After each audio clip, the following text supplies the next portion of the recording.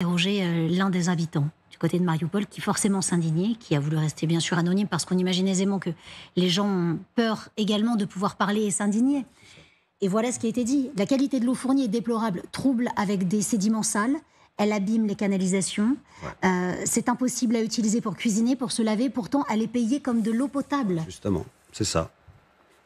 Parce que c'est ça, c'est la qualité de l'eau aussi. La question, c'est pas question de manque d'eau, c'est la qualité de l'eau. À cause de, c'est toute cette politique de négligence catastrophique de la gestion des sols, des mines, etc. Donc, mais en même temps, on a les résultats. Parce que on ne pouvait pas avoir des résultats énormes après, mais il y a des conséquences à long terme, à moyen terme. Donc maintenant, on a commencé à avoir des résultats à moyen terme de toutes ces années de négligence, de tuyaux, de gestion d'infrastructures. Général Chauvency, et pour autant, les objectifs de guerre de Vladimir Poutine sont très clairs. Ces régions annexées doivent rester russes.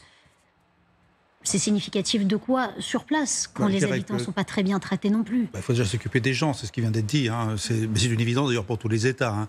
Le problème de l'eau, c'est que quand je regarde un peu les données sur le Donbass, c'est une région qui n'a pas beaucoup d'eau, qui est dépendante de l'extérieur en partie, avec de faibles nappes phréatiques, et effectivement ce que vous avez évoqué, l'impact des mines qui n'ont pas été entretenues comme il fallait. Ça, c'est le premier point, je dirais, technique, je dirais. Deuxième aspect, c'est l'aspect administratif. Et on voit ça c'est-à-dire l'administration n'a pas fait son travail. Et enfin, troisième temps quand même, c'est la guerre qui finalement pose problème, puisque la guerre empêche toute action de développement. Et le coût de la guerre, de l'après-guerre, aujourd'hui, va se révéler là aussi, parce que il va falloir reconstruire d'une manière ou d'une autre. Si Vladimir Poutine veut rester au pouvoir, même s'il en a les moyens, je dirais, politiquement, est-ce que la non prise en compte des populations de ces territoires qui sont annexés, qui vont devenir une vitrine par obligation aux yeux du monde. De l'après-guerre. De l'après-guerre.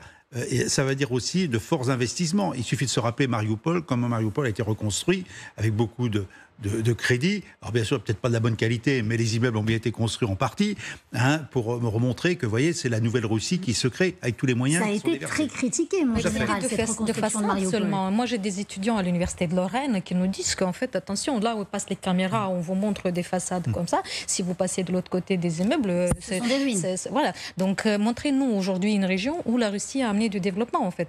On est le 8 août. Je voulais quand même rendre hommage au fait que 17 ans, jour pour jour, la Russie a envahi la Géorgie. Ils n'ont pas amené de développement, en fait, hein, quand ils ont lancé cette guerre, et qu'à l'époque, effectivement, on a été trop dans leur sens, on n'a pas su peut-être être assez ferme, et que du coup, ils ont pu continuer par la suite avec l'annexion de la Crimée et tout ça.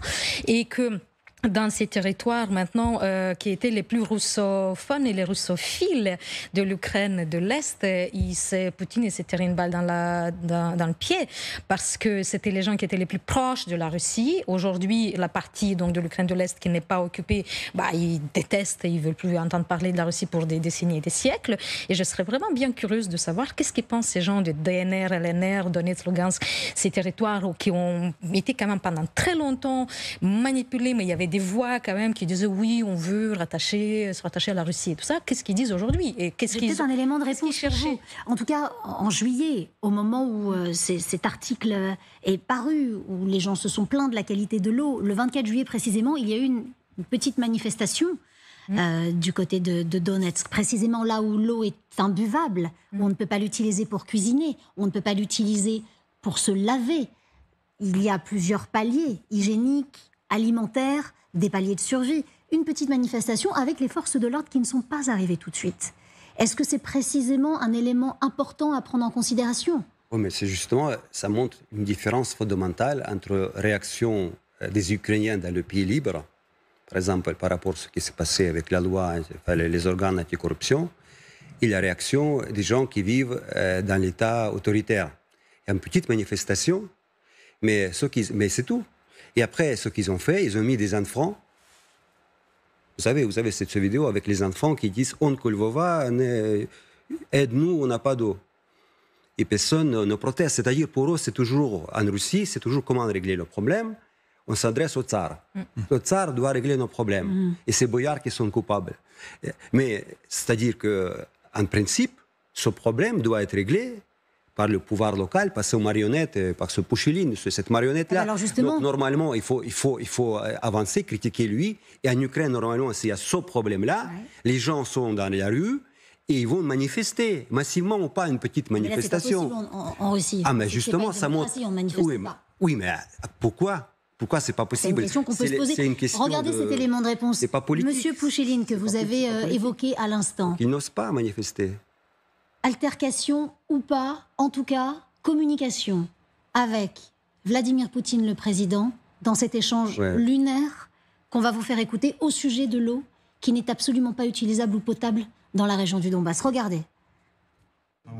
Le problème le plus important et le plus sérieux pour nous est l'approvisionnement en eau.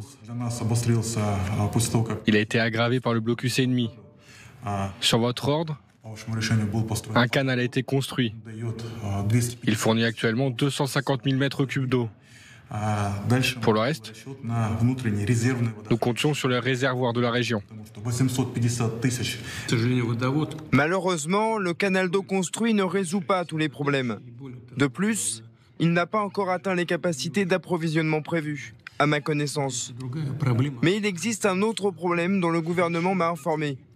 D'importantes pertes d'eau sont constatées le long de son trajet de transfert.